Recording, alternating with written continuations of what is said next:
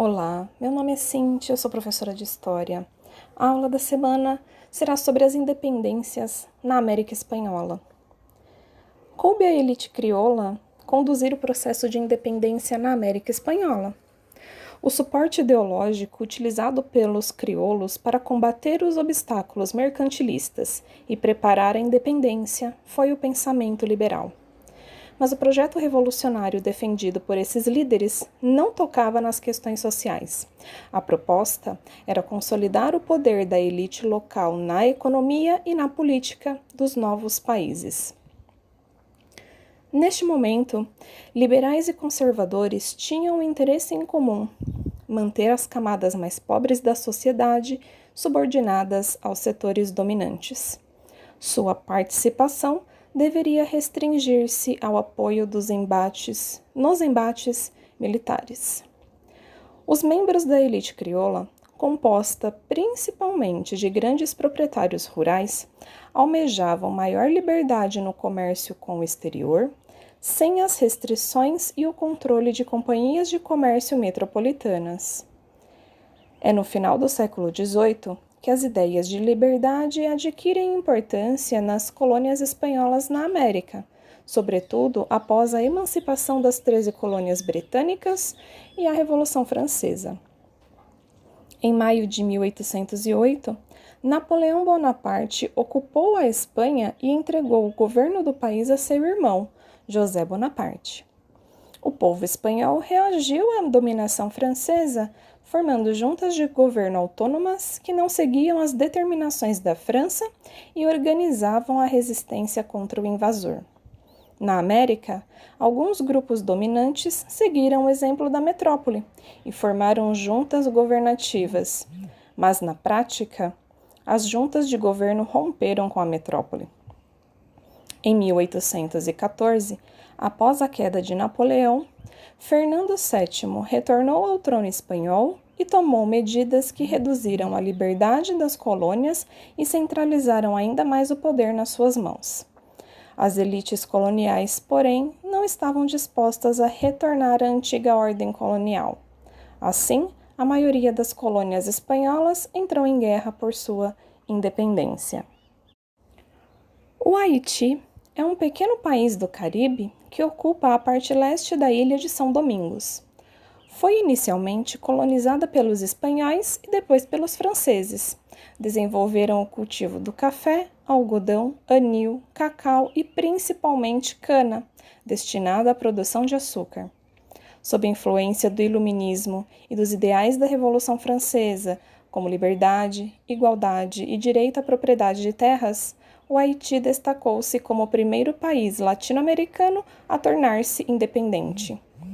A luta contra o domínio francês foi comandada pelos negros da ilha, que correspondiam a cerca de 80% da população total, grande parte escravizados. O levante popular eclodiu em 1791, mesmo ano em que a França debatia a abolição da escravatura em suas colônias. Liderados pelo ex-escravo Toussaint Louverture, os rebeldes destruíram plantações, saquearam engenhos e assassinaram colonos. As tropas napoleônicas invadiram a ilha em 1802. Toussaint foi preso e levado à França, onde morreu na cadeia em 1803. O ex-escravo Jean-Jacques Dessalines assumiu a liderança do movimento e declarou a independência do Haiti em janeiro de 1804, tornando-se o primeiro chefe de Estado do país. Apenas em 1825, a França reconheceu a independência de sua ex-colônia, mediante o pagamento de uma alta indenização. Com a Revolução do Haiti, o temor de novos levantes de escravos se espalhou pela América, pois mesmo entre os defensores das ideias de independência, predominava o pensamento de que este processo deveria ser conduzido pelas elites. No vice-reino da Nova Espanha, atual México, o movimento de independência assumiu, a princípio, um caráter popular.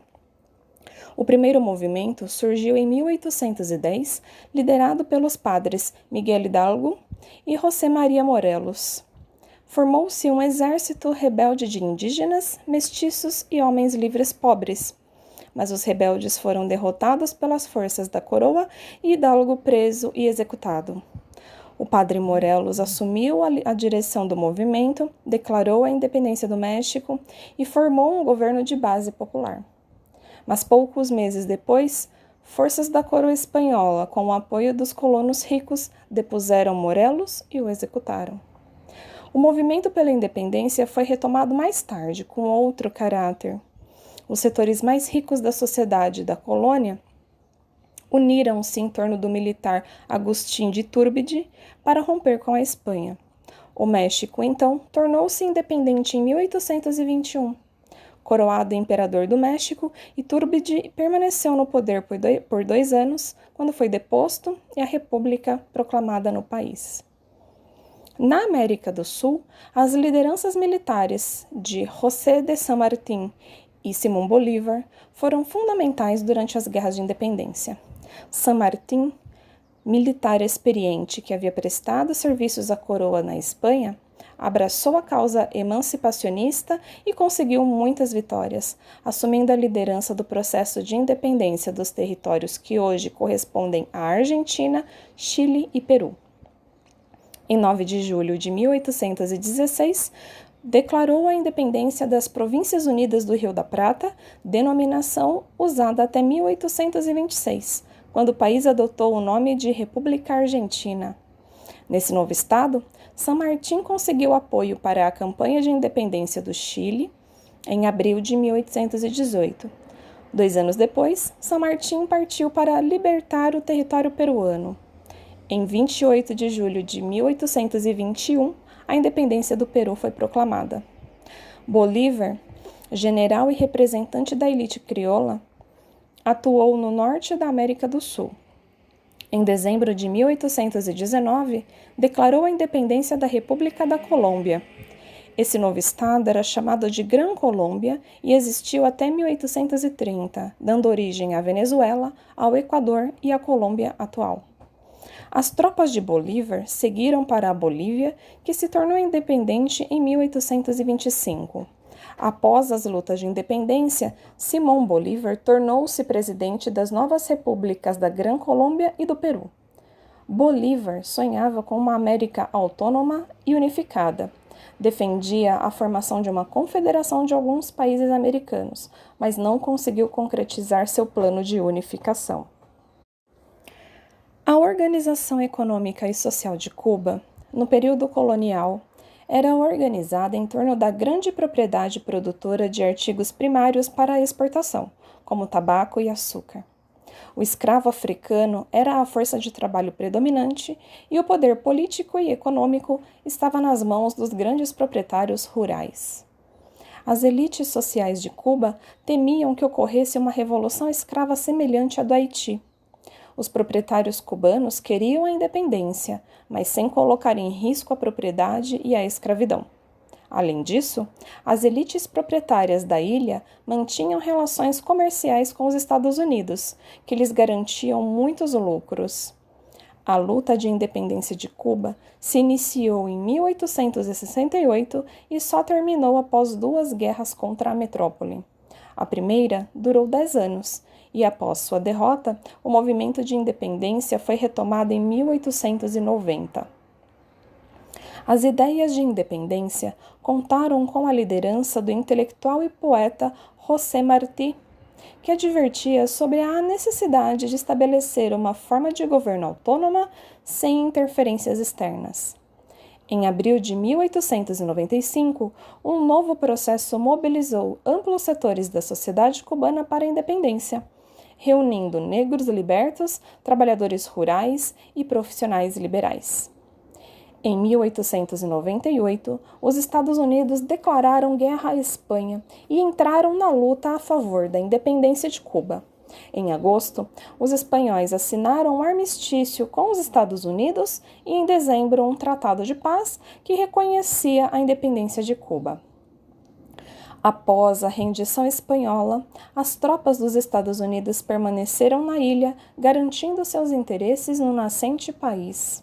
Durante a elaboração da primeira Constituição cubana, em 1901, os norte-americanos impuseram a Emenda Platt, um artigo que concedia aos Estados Unidos uma base na Baía de Guantánamo e o direito de intervir nos assuntos internos da jovem república sempre que os interesses norte-americanos fossem ameaçados.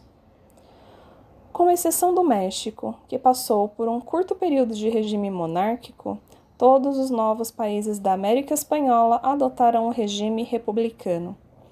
A elite crioula controlava o fornecimento de matérias-primas para o mercado internacional e consumia os produtos industrializados vindos da Grã-Bretanha. Assim, a independência das colônias espanholas da América não foi acompanhada por mudanças sociais, econômicas e políticas efetivas. Livres da metrópole espanhola, as elites preservaram seus interesses, ligando-se à Grã-Bretanha e depois aos Estados Unidos.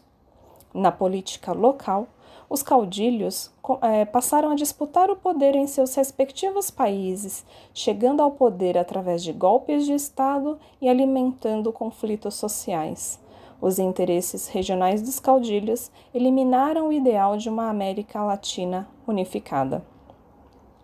Os governos republicanos, tomados pelo conservadorismo e beneficiados pela economia agrário-exportadora, não mediram esforços para manter a maior parte da população afastada da esfera política.